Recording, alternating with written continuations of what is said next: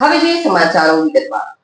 અંકલેશ્વર નગરપાલિકા કારોબારી અધ્યક્ષ નિલેશ પટેલનું માર્ગ અકસ્માતમાં નિધન થયું છે.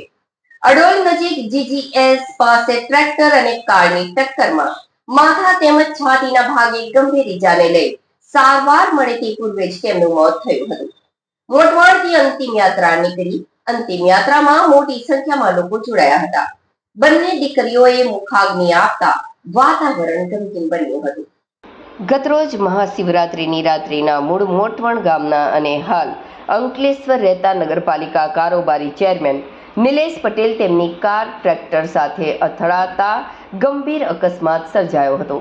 તેઓ મોટવણથી પરત અંકલેશ્વર આવી રહ્યા હતા. તે દરમિયાન અડોલ ગામ નજીક આવેલ જીજીએસ પાસે એક પૂરપાટ આવી રહેલ ટ્રેક્ટર જોડે તેમની કાર ભટકાઈ હતી. અકસ્માત સર્જી ટ્રેક્ટર ચાલક ફરાર થઈ ગયો હતો. દરમિયાન ઈજાગ્રસ્ત હાલતમાં રહેલા નિલેશભાઈ પટેલે અડોલ ગામના એક ઇસમની નજર પડતા તેઓ પોતાની કારમાં અંકલેશ્વર સરદાર પટેલ હોસ્પિટલ લઈ આવ્યા હતા. આ દુર્ઘટનામાં થયેલી ગંભીર ઈજાના કારણે તેમનું દુઃખદ અવસાન થયું હતું. આ ઘટનાના પગલે અંકલેશ્વર તાલુકા પોલીસ મથકે ફરિયાદ નોંધાતા પોલીસે ગુનો નોંધી ફરાર ટ્રેક્ટર ચાલકને ઝડપી પાડવાના ચક્રો ગતિમાન કર્યા હતા. મોટવાડ ગામથી નીકળેલી અંતિમ યાત્રામાં મોટી સંખ્યામાં લોકો જોડાયા હતા.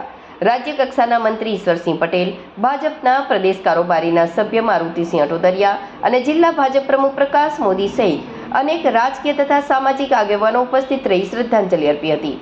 અત્રે ઉલ્લેખનીય છે કે નિલેશ પટેલ તેમના સાહસ અને મળતાવાળા સ્વભાવને કારણે લોકપ્રિય હતા. અંકલેશ્વર વિકાસ કાર્યોમાં તેમનો મહત્વનો ફાળો રહ્યો હતો. તેમના અચાનક નિધનથી સામાજિક અને રાજકીય ક્ષેત્રે એક મોટી ખોટ પડી છે.